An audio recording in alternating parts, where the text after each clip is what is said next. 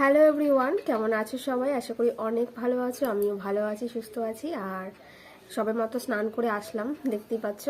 তো আজকে video title thumbnail দেখে বুঝতে পেরেছো যে ভিডিওটা কি নিয়ে করছি বা কি কথা তোমাদের সাথে শেয়ার করব। তো ভীষণই ইম্পর্টেন্ট একটা বিষয় নিয়ে তোমাদের সাথে কথা বলতে এসেছি। তো দেখতে থাকো, ভিডিও স্কিপ না করে কন্টিনিউ করো। আগের দিন কিন্তু আমি আমার অ্যানোমালি স্ক্যান নিয়ে একটা ভিডিও দিয়েছিলাম তোমাদেরকে। তো আমার যখন 5 মান্থ প্রেগনেন্সি তখন আমার অ্যানোমালি স্ক্যান করানো হয়েছিল, সেটা নিয়ে একটা ভিডিও আপলোড দিয়েছিলাম। তো সেখানে কিন্তু অনেকেই অনেক রকম কমেন্ট করেছো তোমরা। তো তার মধ্যে একটা কমেন্ট আমি নিয়ে আজকে কথা বলবো। সেটা হচ্ছে গিয়ে একটা দিদিভাই আমার একটা কমেন্ট করেছিল, তো সেই কমেন্টটার রিপ্লাই দেবো বা সেটা নিয়ে একটা কথা বলবো। তো চলো কমেন্টটাকে আমি পড়ে নিই। তো আমাকে আমার এলএমপি ডেট বা আরও অনেক কিছু জানতে চেয়েছিল, তো সেগুলো আমি রিপ্লাই করেছিলাম।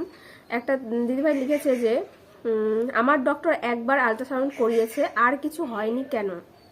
তো চলো সেটাই তোমাদের সাথে আলোচনা করি। তো একবার আল্ট্রাসাউন্ড করিয়েছে, তো সেটা কবে করিয়েছিল? সেটা হচ্ছে গিয়ে 8 থেকে 12 সপ্তাহের মধ্যে যে আল্ট্রাসাউন্ডটা করানো হয়, তো সেটাই করিয়েছে। আর নেক্সট টাইম যেটা 5 মাসের মধ্যে যেটা করানো হয়, 5 মাস হয়ে গেলে, তো সেটা কেন করানো হয়নি? ওটা আর কি আমাকে জিজ্ঞেস করছিল যে এটা মানে কোনো কিছু হবে কিনা বা কিছু এরকম নিয়ে। তো চলো আজকে কিন্তু সেই নিয়ে তোমাদের সাথে কথা বলতে এসেছি। তো প্রথমেই বলবো যে যখন 8 সপ্তাহ থাকে, 8 সপ্তাহ থেকে মোটামুটি 12 সপ্তাহের মধ্যে কিন্তু একটা ইউএসজি করানো হয়। তোমরা যারা প্রেগনেন্ট মহিলা রয়েছে, যখন ডক্টর দেখাবে সেখানে প্রত্যেকটা ডক্টরই কিন্তু সেটা করতে দেয়।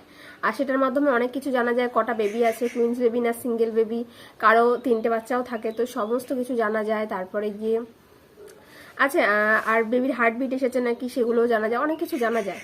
তো সেটা করানো হয়ে গেলে মোটামুটি 18 সপ্তাহ থেকে 22 সপ্তাহের মধ্যে আরেকটা স্ক্যান করানো হয়, সেটা হচ্ছে গিয়ে অ্যানোমালি স্ক্যান। আর এইটা কি আজকে চলো শেয়ার করব। এবার তোমাদেরকে বলি 18 থেকে 22 সপ্তাহের মধ্যে অ্যানোমালি স্ক্যানটা কেন করানো হয়। তো 18 সপ্তাহ থেকে 22 সপ্তাহের মধ্যে যে সময়টা, সেই সময়টা কিন্তু খুবই মানে ইম্পর্টেন্ট একটা সময় বলতে পারো। সেই সময়টার মধ্যে অ্যানোমালি স্ক্যান করা হয়। অ্যানোমালি স্ক্যানও কিন্তু ইউএসজির মতনই সেম প্রসেসেই হয়, কিন্তু সেটা টাইমটা একটু বেশি লাগে। তোমরা যখন ইউএসজি রিপোর্টটা করো সেটার মধ্যে বেশিক্ষণ না, মোটামুটি 10 মিনিটের মধ্যে তোমাদের কিন্তু হয়ে যায়।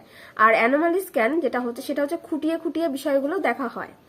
সেম ওই রকম প্রসেসেই, কিন্তু সেটা টাইম লাগে মোটামুটি আধা ঘন্টা থেকে 40 মিনিট মতন, মোটামুটি 30 থেকে 40 মিনিটের মতন টাইম কিন্তু নিয়ে করা হয়।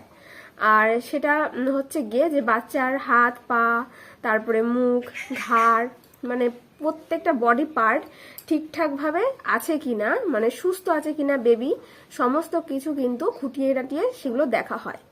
মানে অনেক কিছু, শুধু মানে হাত পা বলবো কারণ মানে প্রত্যেকটা বেবির প্রত্যেকটা বডি পার্ট ঠিকঠাক আছে কিনা, হৃৎপিণ্ড, মানে সমস্ত কিছু ওখানে কিন্তু খুঁটিয়ে নাটিয়ে সেই জিনিসগুলো দেখানো হয়। আর সেই রিপোর্টের মধ্যে আসে, তাই জন্য ওইটা টাইমটা কিন্তু অনেকটাই বেশি লাগে, মানে আধা ঘন্টা থেকে তোমার 40-45 মিনিটও লাগতে পারে। হ্যাঁ, এইটাই। আর এটা কিন্তু ভীষণ ইম্পর্টেন্ট প্রেগনেন্সিতে, মানে অ্যানোমালি স্ক্যানটা করানো। আর আমি যতদূর জানি যে প্রত্যেকটা ডক্টরই কিন্তু 18 থেকে 22 সপ্তাহের মধ্যে ওই স্ক্যানটা করতে বলে। এবার বলি যে কেন করতে বলে, এটার সুবিধা বা কি। এবার বলি, এতে যখন রিপোর্টটা দেবে অ্যানোমালি স্ক্যানে, সেই রিপোর্টের মধ্যে কিন্তু অনেক কিছু ধরা পড়ে।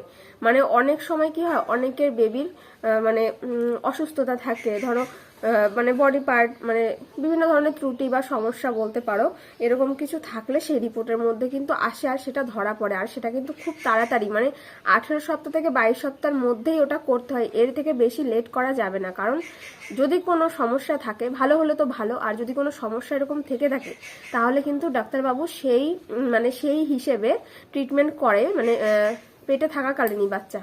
তো তখন কিন্তু মানে ট্রিটমেন্টের মাধ্যমে কিছু কিছু সমস্যা কিন্তু সমাধান করা যেতে পারে।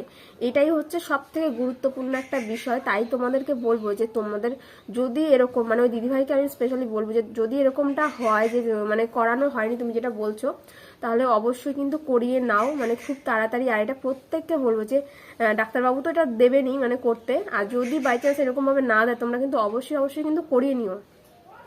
তাতে কিন্তু তোমাদেরই ভালো, তোমাদের বেবির পক্ষে ভীষণই ভালো। আর মানে কোনো অসুবিধা বা মানে সমস্যা থাকলে সেটা কিন্তু খুব তাড়াতাড়ি তোমরা জানতে পারবে, আর সেটা ট্রিটমেন্টও করা যাবে।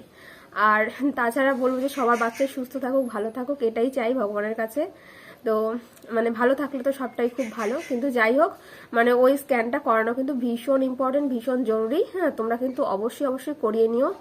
আর আশা করি তোমরা উত্তরটা পেয়ে গেলে। আর আরও অনেক কিছু আছে এর মাধ্যমে জানা যায়, হয়তো সবটা তো আমি জানি না, সেটা ডাক্তারবাবু ভালোভাবে বুঝতে পারবেন বা জানতে পারবেন। তো সেটাই বললাম তোমাদেরকে। তো আশা করি দিদিভাইও তোমার কমেন্টের রিপ্লাইটা পেয়ে গেলে, তো বুঝতে পেরেছো নিশ্চয়ই কি বলতে চাইলাম। তো অবশ্যই কিন্তু তাড়াতাড়ি করে করিয়ে নাও, আর যারা এখনো করাওনি তো 18 থেকে 22 সপ্তাহের মধ্যে করিয়ে নিও।